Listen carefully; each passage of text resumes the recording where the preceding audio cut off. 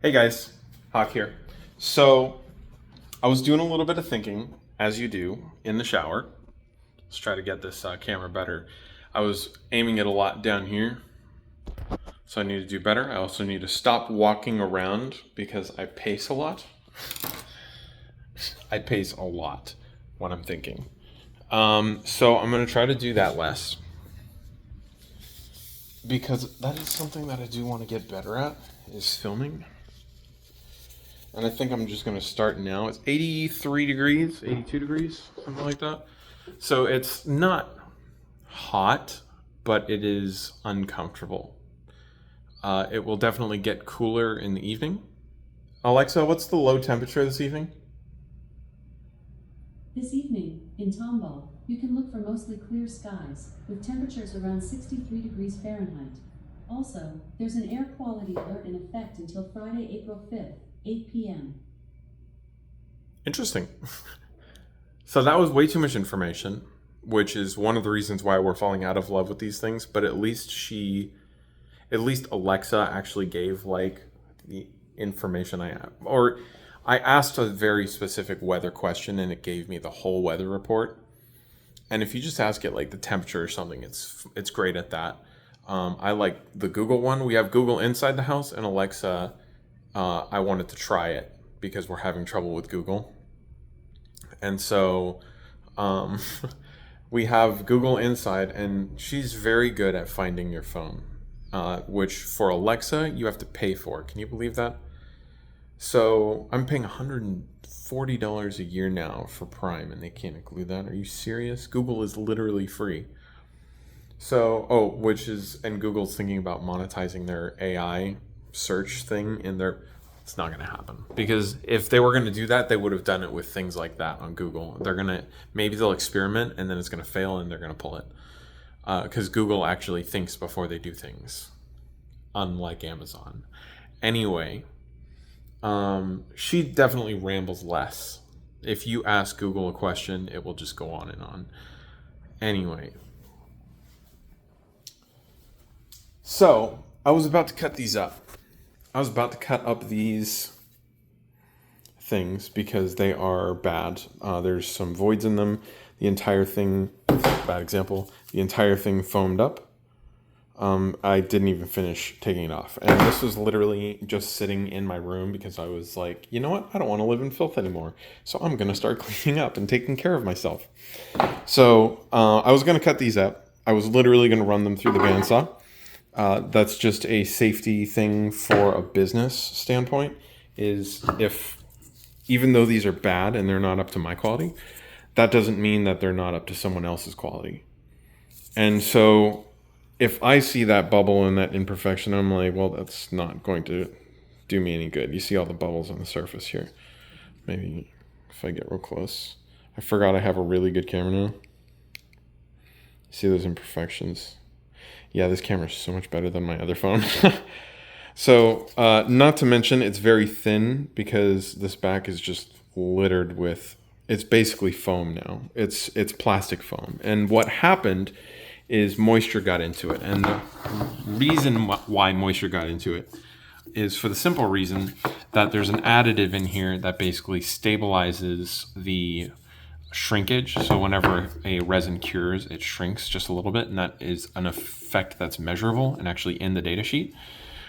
This is, I think, like 7.5 thousandths per inch, which is not a lot, but anyone who knows anything about precision knows that that is a lot. We're talking probably like 30 to 50 thou just from this distance here. So this additive, you add 1 to 1 to 1, so the two mixing resins, and then this powder stuff, and you mix it in there and it stabilizes it. I don't know by how much, but it stabilizes it, quote unquote, where there's basically no shrinkage. The main issue with that is, I'm trying not to edit this video, but I also just lost my train of thought. I probably should eat. The main issue with that is there is a lot of moisture in that fibrous material. It's basically powder. And so you have to bake it for like 4 hours for, I think it's 150 degrees. So you're basically cooking all the moisture out of it, and then you put it in here. But guess what? This stuff is so absorbent. This particular material is so sensitive to moisture that it foamed up anyway. So I basically have to put it in the pressure vessel, and this is the one that I found that out on. So I was going to cut it up. That was literally me 5 minutes of talking about absolutely nothing. I apologize. So I was going to cut it up. And then as I was on the way to the bandsaw, actually, I got right about here. And I said, I wonder if someone would want to buy that. I wonder if someone would want to buy that. And then I stopped myself immediately and I was like, whoa, Ben, this is the thing that got you in trouble the first time. That's the hot water. Oh, the dishes are running. I said, Ben, that is the thing that got you in trouble in the first place, is trying to monetize everything. I'm pacing. I need to stop that. Trying to monetize everything. So I slowed down and I said, okay, let's wait a second. If this doesn't pan out, that's totally fine. I could put anything out there, and if it doesn't sell, who cares? If someone else steals it, who cares? My point is, I'm not trying to be the best. See, the problem is we scroll through TikToks now and Reels and all this other crap. And we're shown the best of everything. Literally the best of the entire planet. And you don't see the struggles, you don't see the process, you don't see real life, you don't see this, that, and the other thing. And I think this is going to be the downfall of this whole, you never can imagine what the next social media platform is. But I think people are getting sick of how short these reels are. And I think it's going to start naturally progressing to longer and longer content. I think the problem is YouTube has gone on, it's rewarding to make a 15 plus minute video, a 20 plus minute video. And maybe people don't want to watch a 20-minute video. Maybe they want to watch a 3-minute video. And obviously there's ways to do that, but YouTube is basically turned into cable television, where people have episodes of shows that they do. You have to be politically correct. You can't say you can't really curse on YouTube. It'll mark you for that, apparently. It's very much becoming TV. It's becoming cable. It has commercials, for God's sake. And I think another platform with a better algorithm is going to come along. Or I think another platform is going to come along, and then all of the big ones are going to copy it, and that's how they stay in business. They adapt to the situations. Facebook would have been dead by now if it didn't adapt. MySpace didn't adapt. MySpace was the idea, someone else came in, and then they did it better.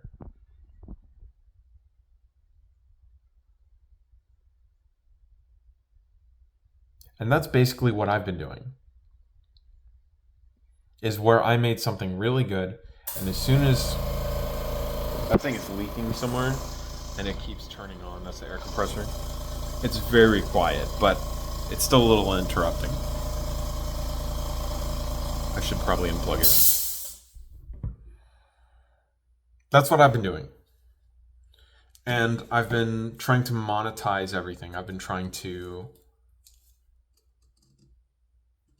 sell my secrets on YouTube and then wonder why someone comes in and steals them. I'm doing something right. I'm doing something good. And if someone's going to steal it and make it better, then I got to be okay with that. That's hard. That means I really am doing this just for me. It's not about the money. It can't be about the views. It can't be about the subscriptions. It can't be about how many people are viewing this. It has to be about me making the videos that I want to make. And that's a lot easier said than done when you think you have $1 million idea. It turns out to be $1 million idea, and then someone else does it. And does it better. But that's not what I want to do. That's just a result of the things I want to accomplish.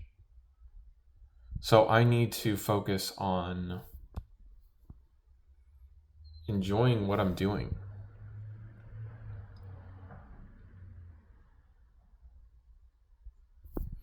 And then I had the thought, well, these are shit. I don't want to sell these. I freaking hate that thought.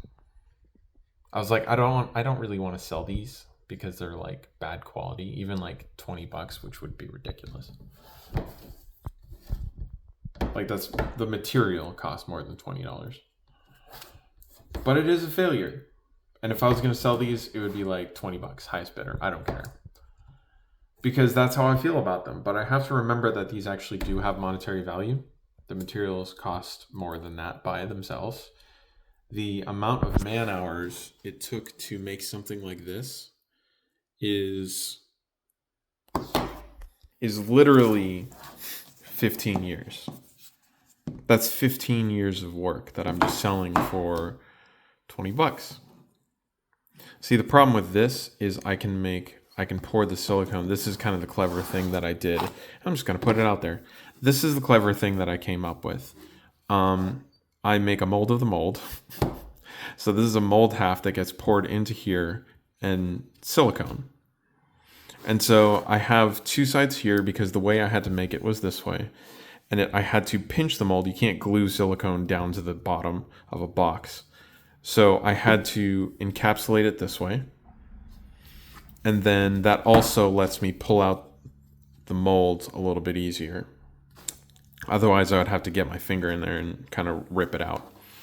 So that way I just build walls, literally just hot glue and this board right here. It's called foam core board. It's basically just paper, and then the middle is literally like polystyrene foam. So you pour the silicone in, and then you pull it out, and you have one for each side of the mold, and then you have another mold. So instead of having the master part and trying to set up the tree again, and then you have to cut it open, which is the thing that takes a really long time. It can take like 30 minutes to an hour to cut some of these open. And so it takes a lot of finger strength too. You're like ripping it open as you're cutting it. It sucks. So this took way more effort to make up front. Try to give you something interesting to look at. See, I kind of just have to do this. Like I'm just talking and sitting here like this. That's boring. Let's kind of move around while I'm doing this. So I need better lighting. So the problem with that is now anyone who has these molds of the molds, can now infinitely make any number of molds. This does not degrade. When you put resin in silicone, it degrades the silicone a little bit, and there's only so many pulls you can get out of that silicone before it goes bad. That's why I have these. It's, in my experience, somewhere around 30 is when it starts getting to the point where I don't want to use it anymore. At least that's what I remember. It's been a while, and I didn't write it down like an idiot. I never really counted either, which is something I probably should do. But now that I have these, whenever I want to make a new mold, I just mix up the silicone, pour it in, and I'm done. There's a few more steps in between there. But that's literally how easy it is to make a new mold. And that completely changes how I want to make these. Now it's just material cost. Now I have a number to put on this, which is, I think for one of these is like, I think this size I would really need to check. Maybe like $15, $20 in $15, $20, I would imagine, for something like this in material. Now you have to get them in a gallon kit or a trial kit. The trial kit's I think like 60 or 40. And then the gallon size, which is 2 containers, is 220, I believe. So it costs a lot of money. But when you're making stuff like this and then making this and then selling this part for $10, I mean, that's pretty good. So I think this is a step too far. I really think selling these that's just a bad idea. But then I thought, why don't I just sell the molds since they're so easy to make now. They're arguably easier to make than the parts themselves. Funny enough. But that's because I put all of my energy into designing these. You see how this is like kind of engineered and designed. This makes this part a lot easier to cast than the first generation of parts that I did. But the problem is it's still not great. It's still not perfect. This one's okay. Some bubbles get trapped right here, which I don't know how the hell. It gets cast just like this in this position. Just like this. Actually, I can literally just show you. That's convenient. So when you pour this in, it's filling up so quickly because it's so thin, which is something I didn't think about. I thought it was going to rise. I thought when you filled it up, it was going to come down here, kind of slough off this side, and then I would think that it would have enough momentum. It would kind of get stuck. So I'm thinking about coefficient of like friction or like the surface tension. That's what I'm thinking of. The surface tension is going to, it's not just going to come spewing off like this. It has some thickness to it. So it's going to stick to this a little bit, but I think it would kind of start filling up like this. And then that's technically okay. There's no air bubbles getting caught. But what ends up happening is it sticks too much. It comes down here and then it blocks off this entire thing. It's a lot thinner. I didn't think about it, but it's a 3D part. It's a lot thinner, so it fills up a lot faster. So it kind of ends up trapping bubbles down there, no matter how slowly you pour it. So I do have to take, and then there's some vents right here and here, which make this easy to pour. Otherwise, this wouldn't fill up at all. It would get right here and it would stop. There would be no movement at all. You would have to what's called burping it, where you take the mold and you squeeze it like this and it kind of burps the air out of the little spouts here. The spout here. So, so this one isn't perfect. I have to hold it like this when I'm pouring it so that it doesn't get air trapped right here. So I just kind of pour it on this side and then it spills over more naturally. And then once I get that filled, since it just kind of happens to work out, this tube gets clogged first. That's fine. Keeps going. Now this tube clogs and it's only got a little bit of air right here.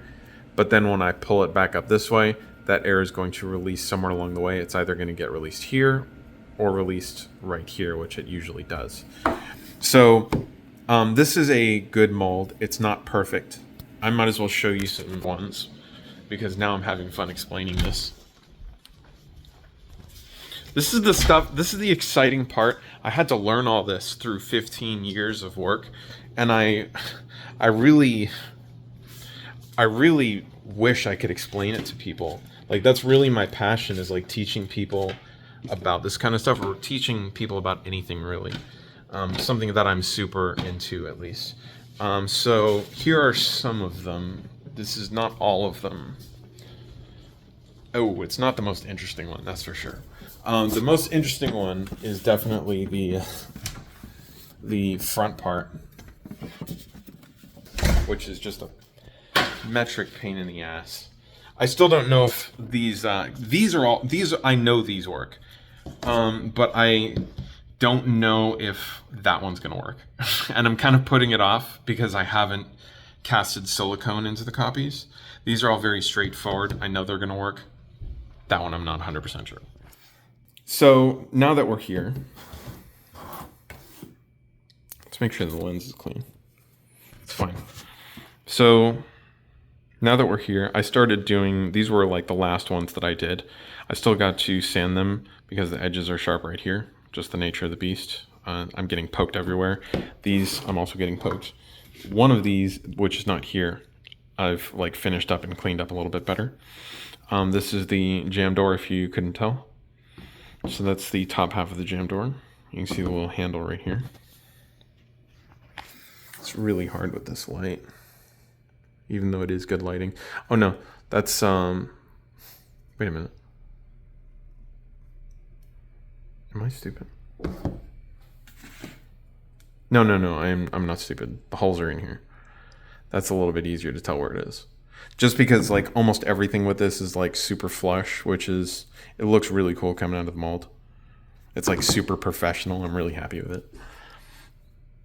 But I mean, these things are beautiful. Like it's almost translucent. but it's opaque. It almost makes it look like marble. I mean, these things are gorgeous.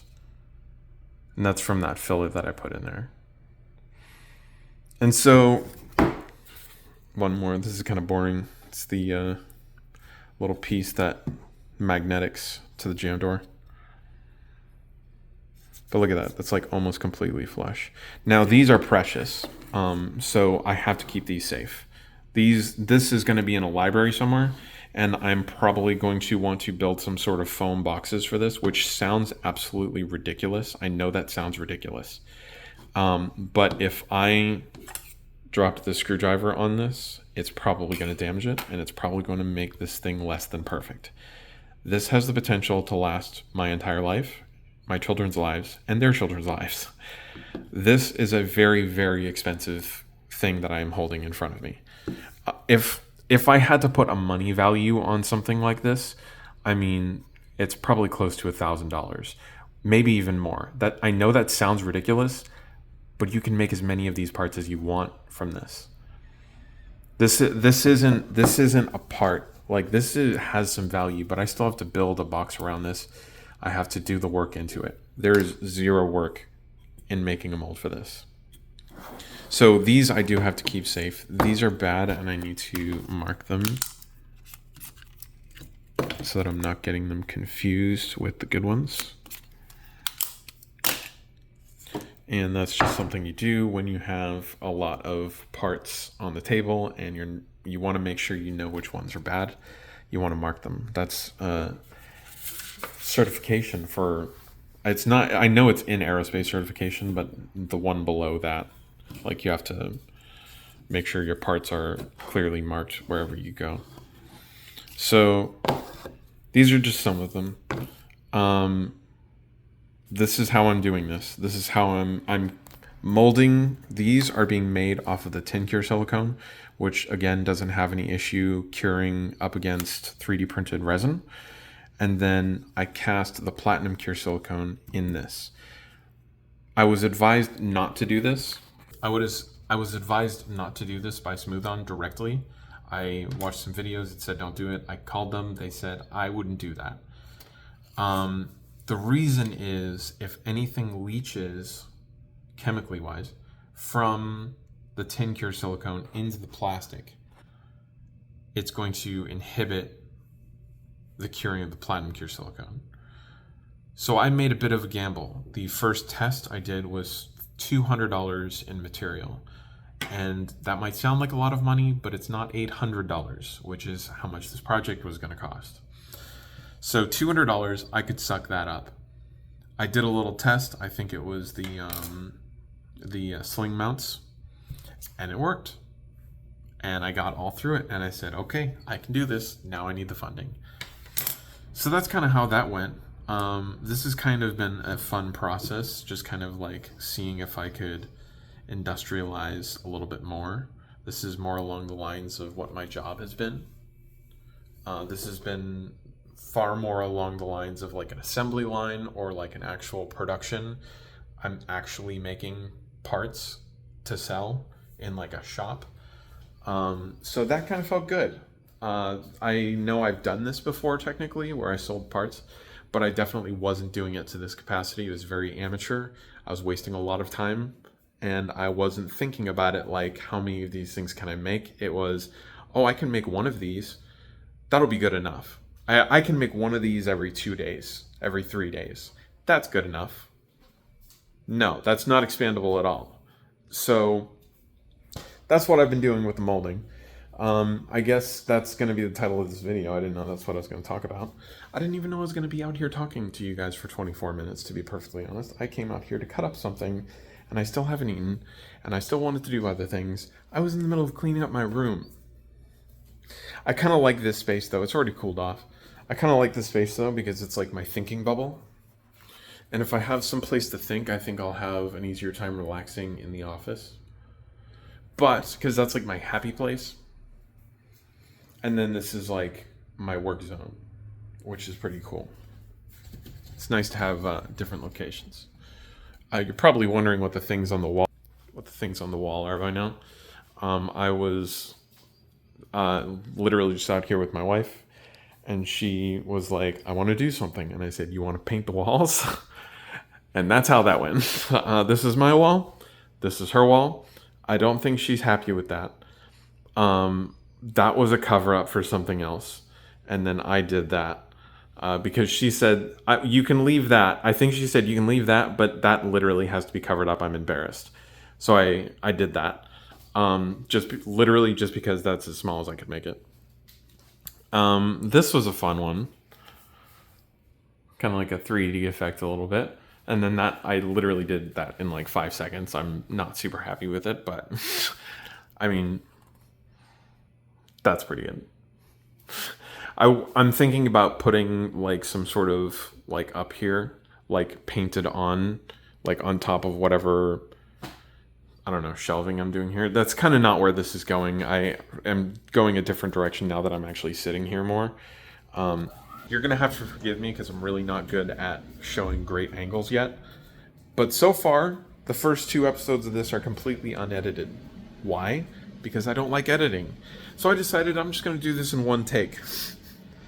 I'm going to do 30-minute videos in one take. And no, I'm not timing them. It's literally just going to be however long I am rambling. My wife is texting me now, so that might be a good excuse to get off. I'm pretty happy with myself. I feel like this could be a series. I don't know if I should wait. That's the problem. I should probably wait. Because it's only been like, I think I uploaded that video the day before. And it'd be kind of weird if I just like started rampaging videos out. And then if I had like a 3-week gap, that would be kind of weird. But I mean, the idea is to be out here more. So I could just say, hey, I want to do this at least once a week. Sorry, it's kind of hard holding my phone this way.